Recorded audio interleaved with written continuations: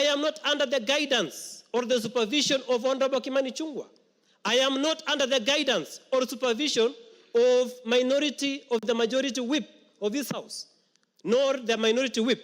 Honorable Speaker, therefore, I have no issue. I have been removed from the committee. I have no issue. But for posterity, Honorable Speaker, it is good you issue a ruling to protect the independent members of this House who are elected from their constituencies to serve the interests of their people before the floor of this House. Honorable Speaker, I would invite your ruling on those two fundamental issues so that the interests of independent members of this House are not subverted. Thank you, Honorable Speaker. Junet. Mr. Speaker,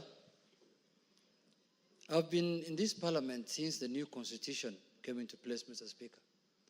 Mr. Speaker, it looks like the hangover of the old ways, the hangover of the old constitution has refused to go away from this country.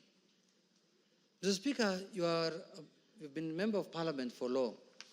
You remember the previous parliaments where you served before the new constitution, Mr. Speaker. The whips used to constitute committees, send it to the Speaker for approval, and it ends there.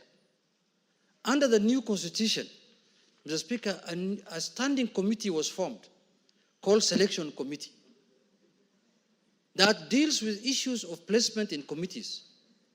And whatever proposal that the leadership of minority, majority, independents, and all kinds of caucuses that are in this House are looked into in that committee, Mr. Speaker.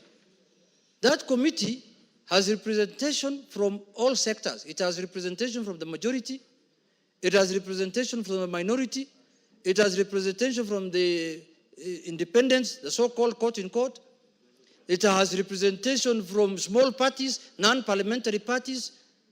It has representation from, Mr. Speaker, all shades of representation in the House. What we bring before that committee that is chaired by the majority leader is proposals from